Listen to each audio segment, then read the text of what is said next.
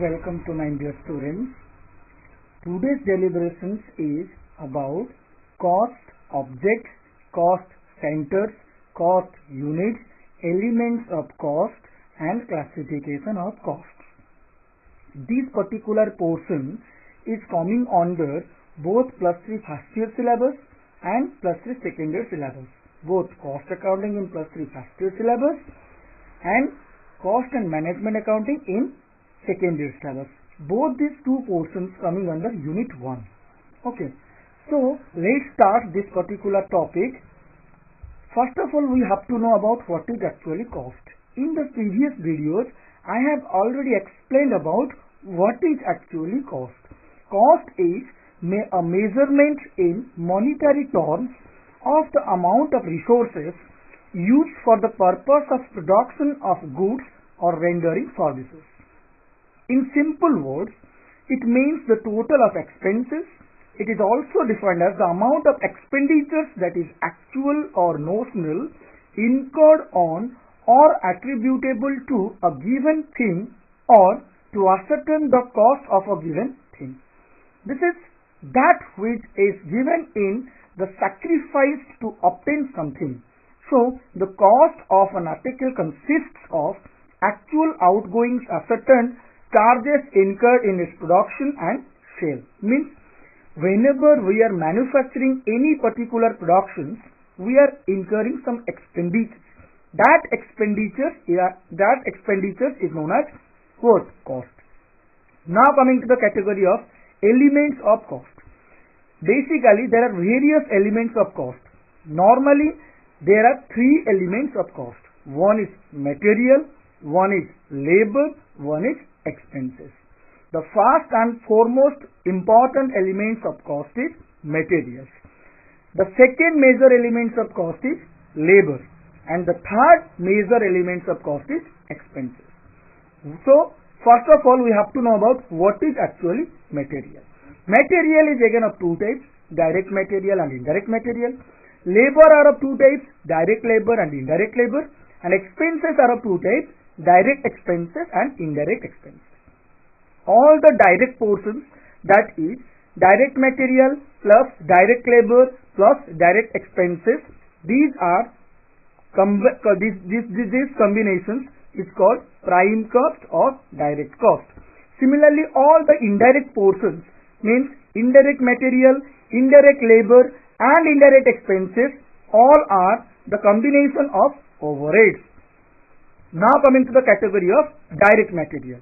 Direct material means it is the cost of material which can be attributed to a cost object in an economical, feasible way. These are those materials which can be easily, conveniently identified for producing a particular product and can be conveniently measured and directly charged to the product. So, these materials directly enter the product and form a part of the product.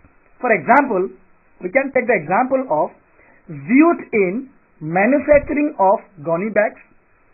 Materials specifically purchased for a specific job process. Parts or components purchased or produced like batteries for transistor radios. These are some examples of direct material. Now coming to the category of indirect material cost. Indirect materials, the cost of which cannot be easily identified or attributed to a particular cost object. These are those materials who do not normally form a part of finished product.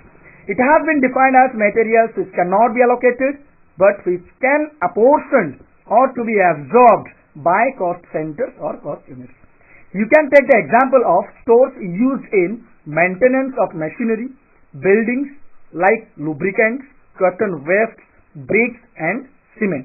These are some examples of indirect material cost. Now coming to the category of direct labor or employee cost.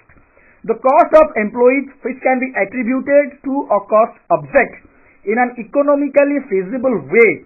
In simple words, it is that labor which can be conveniently identified or attributed wholly to a particular job, product, process expended in converting the raw materials into finished products.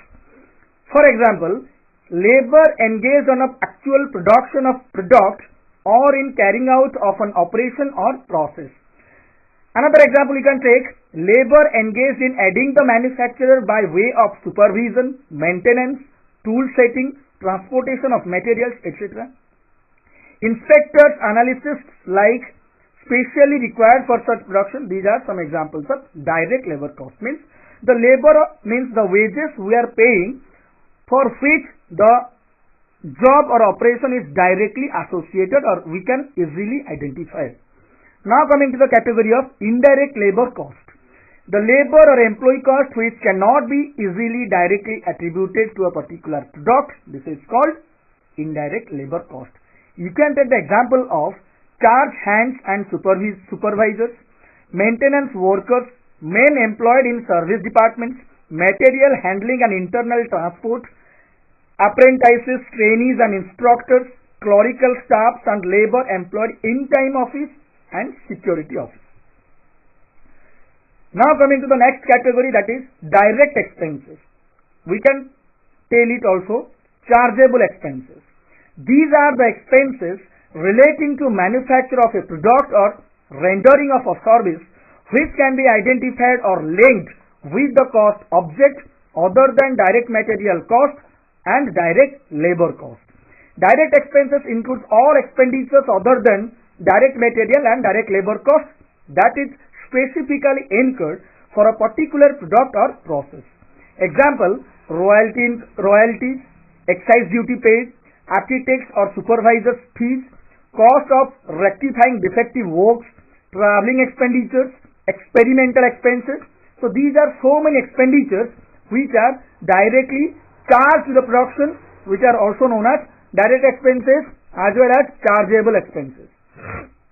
Now coming to the category indirect expenses, these are known as overheads. Overheads comprises of indirect materials, indirect labor and indirect expenses. All the combination of these three is called overheads. Overheads are not directly identifiable or allocable to a cost object.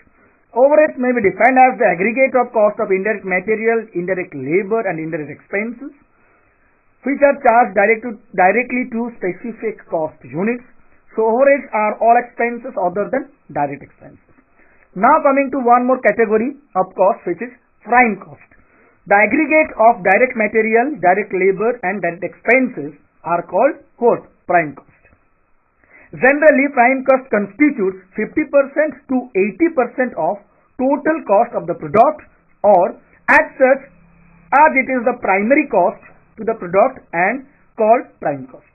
Now coming to the category cost object. What is actually cost object? Cost object is the technical name for a product or a service or a project, a department or an activity to which cost relates. Therefore, the term cost should always be linked with a cost object to be more meaningful. Establishing a relevant cost object is very crucial for a sound costing system. The cost object could be defined broadly or narrowly. At a broader level, we can say that a cost object may be named as a cost center, whereas in the lowest level or narrotic level, it may be called as cost unit. So first of all, we have to know about cost center.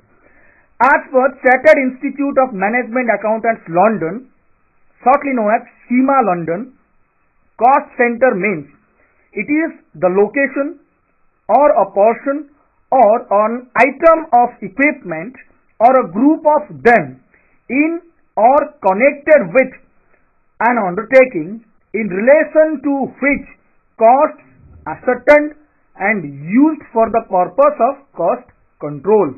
The determination of suitable arranged data to cost centers as well as analysis of cost under cost centers is very useful for the period comparison and control of cost.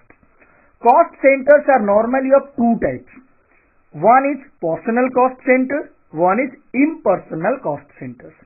The cost centers which are normally related to person or group of persons, these types of cost centers are known as personal cost centers, and impersonal cost centers consists of a location or item of equipment or group of item of equipment. Similarly, cost centers are again classified into in a manufacturing concern. Cost centers are generally follow the pattern of layout of the departments or sections of the factory, and accordingly these are two main types of cost centers like product cost center and service cost center. Product cost center means these centers are engaged in production work, that is engaged in converting the raw materials into finished goods. For example, machine shop, welding shops, etc. And service cost center means these centers are ancillary to the rendering services to the production cost centers. For example, plant maintenance, administration, etc. So these are all about your cost centers. Now coming to the category of responsibility center. The responsibility center in cost accounting denotes a segment of business organization for the activities of which responsibility is assigned to a specific person. Thus, a factory may be split into a number of centers and a supervisor is assigned with the responsibility of each center.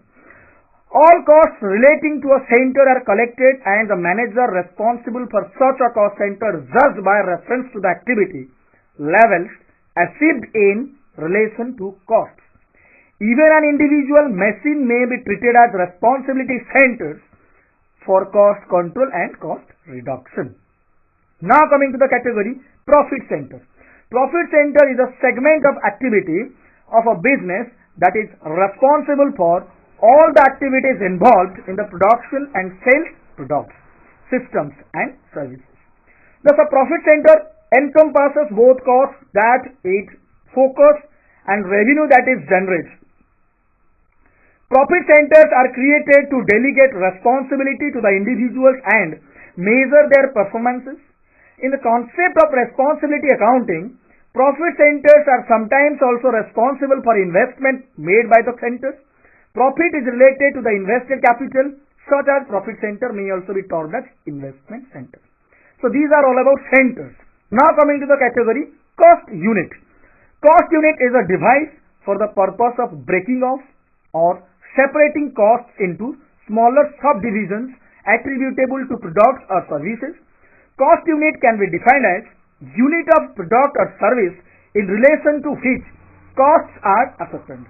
The cost unit is the narrowest possible level of cost object. So for some few examples of cost units are like automobile industry, cost unit is number of vehicles. For cable, cost unit is meters or kilometers. For cement industries, cost unit is ton. For chemicals or fertilizers, cost unit is liter, kilogram or ton. For gas, it is cubic meter. For power electricity, it is kilowatt hour. For hospital, it is patient per day. For transport, it is ton kilometer or passenger kilometer. For hotel, it is bed per night. For education, it is student per year. For telecom industry, it is number of calls. For BPO service, it is accounts handled. For professional service, it is chargeable hours. So these are so many cost units, examples of cost units of individual industries. Now coming to the category of what is actually cost allocation. When items of cost are identifiable directly with some products or departments, such costs are charged to such cost centers. This process is known as allocation. In our classes, I have already explained in very earlier classes, allocations otherwise known as identification means in our classroom, just think about our classroom. Commerce department is having 4 separate rooms, A1, A2, A3 and A4. Whole of the commerce department is having electricity charges, means electricity charges is easily identified in commerce block. This is an expenditures in the commerce department means electricity expenditures is now allocated to commerce department. This is called cost allocation. Now coming to the category of cost apportionment. Apportionment means distribution or distributing of proportion of items to various cost centers or cost units on a suitable proportionate basis. Means when we are distributing the overhead expenses allocated or charged to different departments on a suitable proportionate basis, it is called cost apportionment. But what is actually cost absorption? Absorption means recovery. So apportionment in the example of commerce block, A1, A2, A3 and A4. The 4 rooms are separated and each and individual room is having also their electricity expenditures. So electricity expenditure separated, proportionately distributed to individual rooms in our block are the examples of cost apportionment. Now coming to the category of cost absorption. Absorption means recovery. Ultimately the indirect costs or overheads as they are commonly used will have to be distributed over the final products so that the charge is complete. Now this is the process is known as cost absorption, meaning thereby that the cost absorbed by the production during the period, usually any of the following methods are to be adopted for cost absorption. Means whatever expenditures we have already expended for making our manufacturing or production, we have to recover these expenditures from the good units absorbed or the cost units absorbed. These are all about your quote absorption, cost absorption. Now coming to the category of conversion cost. What is actually conversion cost? This term is defined as the sum of direct wages, direct expenses, overheads, cost of converting materials into finished products. Just remember, think about the cost sheet. While preparing the cost sheet, the first and foremost item you write direct material, then direct labor, then direct expenses. Combination of these three are prime cost. Then R with factory overheads, you find factory cost. Then R with office and administration overheads, you find cost of production. Then you have to add selling and distribution overheads, you have to find cost of sales. Then after finding cost of sales, you have to add profit, you find total sales. These are the format of preparing cost sheet, while it is simple cost sheet. For making adjusted cost sheet, the format should be opening stock of raw materials plus purchase of raw materials plus expenses relating to purchases minus closing stock of raw materials minus returns of raw materials minus theft, any other expenses of raw materials. You find the total of this sum of addition and subtraction. You find the combination of these all additions and subtraction. You find it is raw materials consumed. After finding this you should add raw materials consumed with direct labor and direct expenses. You find prime cost. After finding prime cost, you should add factory overheads. After adding factory overheads with prime cost, you should find what? Factory cost incurred. Then you have to adjust opening stock of work in progress and closing stock of work in progress. So after finding factory cost incurred, you should add with opening stock of work in progress and you should deduct out of this minus closing stock of work in progress. You find total of factory cost. After finding this, you should add office and administration overheads. You find cost of production. After finding cost of production, you should add with opening stock of finished goods less closing stock of finished goods. You find cost of goods sold. After finding cost of goods sold, you should add selling and distribution expenses. You find cost of sales. And if it is given in the question as sales value, the difference amount is profit or loss. And if it is not given the question as the sales value, you should add some percentage of profit and loss. After finding the adjustment, you find the total value of sales. These are all about classification of elements of cost. What is cost? What is cost center? What is cost unit? What is profit center? What is responsibility center? What is cost unit? Name of the industry for which cost unit is applicable. Conversion cost. So today's deliberations are this much. Hope you all enjoyed this particular video. Hope you all are safe in your home. Hope you all and your family are well in this particular situation in pandemic of COVID-19. Always use masks. Don't go to outside without having any emergencies. So stay home, stay safe. Goodbye. Thank you.